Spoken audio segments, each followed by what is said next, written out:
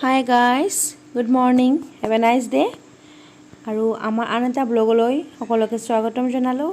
এতিয়া ৰাতিপুৱা সময় মই গা ধুই আহিলোঁ আৰু এতিয়া ব্লগটো আৰম্ভ কৰিছোঁ। ভণ্টি ভাইটি গোটেইকেইটাই ৰেডি এতিয়া চাহ খাবৰ বাবে ময়ো খাওঁ আৰু দেউতাও আহিছে, দেউতাকো চাহ দিওঁ। এতিয়া পাকঘৰলৈ যাওঁ আৰু আটাই আমি এতিয়া চাহ খাওঁ। আজি মই ব্ৰেকফাষ্টত অ'টছ লৈছোঁ আৰু অ'টছৰ লগত ইয়াৰ মই কাজু বাদাম লৈছোঁ আৰু মৌ দিলোঁ ইয়াতে আৰু কেইটামান কিচমিচ দিম এইখিনিয়ে আৰু মাহঁতে ৰুটি খাব, ৰুটি সিহঁতৰ কাৰণে বনোৱা হৈ গৈছে। আৰু এইফালে ভণ্টিয়ে লৈছে চাহ, গাখীৰ চাহ লৈছে আৰু ৰুটি খাব তাই। বাকী মা আৰু ভাইটিয়েও ৰুটি খাব বুলি ক'লে চাহেৰে, মই অ'টছ খালোঁ। আৰু এইফালে ইমান বৰষুণ পৰি আছে, ৰাতিপুৱা 10টামানৰ পৰা পৰিছে। যেতিয়া চাহ খাব ধৰিলোঁ তেতিয়াৰ পৰা বৰষুণ পৰি আছে আৰু বৰষুণ জাকৰ খুব প্ৰয়োজন হৈও আছিলে, কাৰণ ইমান গৰম। তাৰ মাজত যদি এনেকৈ এজাক বৰষুণ আহে খুবেই ভাল লাগে।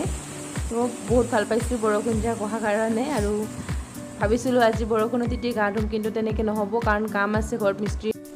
আৰু এয়া পিঠাগুড়ি, মা এতিয়া মিস্ত্ৰীবোৰৰ কাৰণে চাহ বনাব, তাৰ বাবে এয়া পিঠাগুড়ি লৈছে আৰু ভাপত দিয়ে পিঠা বনাই আছে। এয়া হৈছে এখন আৰু বাকীখিনি বনাবলৈ বাকী আছে, এতিয়া সেইখিনিও বনাই আছে মা।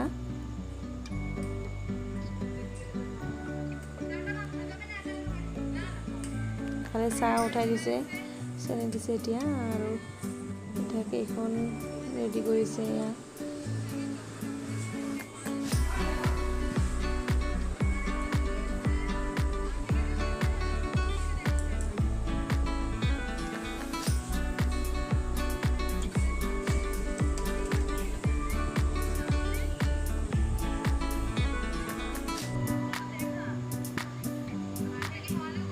পিঠা হৈ গ'ল আৰু আজি ৰুমকেইটা মই অলপ চাফা কৰিলোঁ, কাৰণ এইকেইদিন ইমান ঘৰত মিস্ত্ৰী আছিলে আৰু গোটেইবোৰ বস্তু ইফাল সিফাল হৈ আছিলে, একদম পৰিপাটি নাই, দেখিবলৈ ভাল নালাগে। কাৰণ ইমান গৰমৰ দিন, তাতে এই বস্তুবিলাক য'তে ত'তে পৰি থাকে। ভাবিছোঁ আজি অলপ বস্তুবিলাক চাফা কৰোঁ, আলনাবিলাক চাফা কৰোঁ আৰু এইফালে যিখিনি পাৰোঁ কৰিছোঁ পৰিপাটি। আৰু ইফালে কিছুমান কাম বাকী আছে আমাৰ ঘৰৰ, দৰ্জা খিৰিকীবোৰ বাকী আছে কাম, কিছুমান দৰ্জা খিৰিকী এতিয়াও টিনৰে লগোৱা আছে, সেইখিনিও হৈ আছে লাহে লাহে। আৰু এইখিনি দেখিছে পৰিপাটি এইখিনি কৰিছোঁ আৰু বাকী কাপোৰখিনি ইয়াতে জাপি থোৱা আছে, লাহে লাহে গোটেইখিনি কৰিম।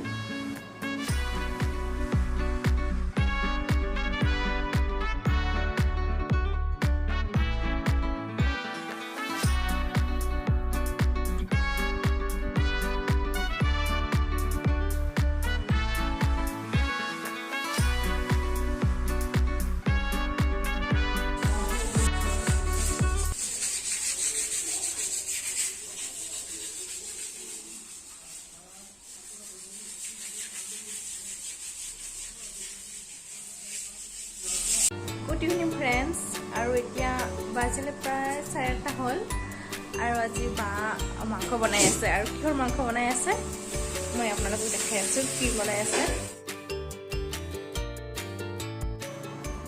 এয়া বা বনাই আছে এতিয়া পাৰৰ মাংস, আৰু ইফালে কেৰাহীত বা তেল আৰু পিঁয়াজ ভাজি আছে, ইফালে মাংস ৰেডি, আলু কাটিও লোৱা হৈছে। এতিয়া বা মাংসখিনি বনাব।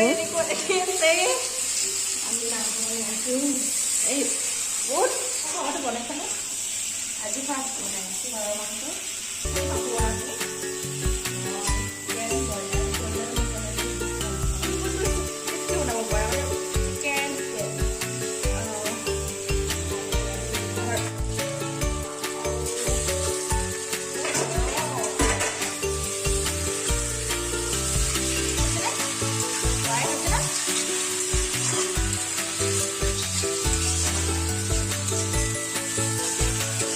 পাৰৰ মাংস বনাই শিকি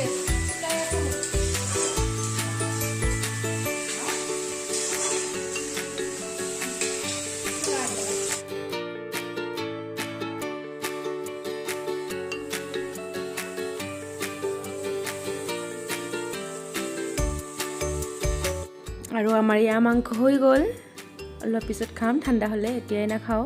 আৰু আপোনালোকক কওঁ যিহেতু এতিয়া ক'ভিডৰ পৰিস্থিতি, আপোনালোকেও যিমান পাৰে আৰু মাছ মাংস খাওক, ভালে ভালে থাকক, সুস্থ থাকক আৰু আমাৰ ভিডিঅ'বোৰ চাই থাকিব। ভাল লাগিল লাইক শ্বেয়াৰ এণ্ড কমেণ্ট কৰিব। তো আজিলৈ bye bye, good night, take care.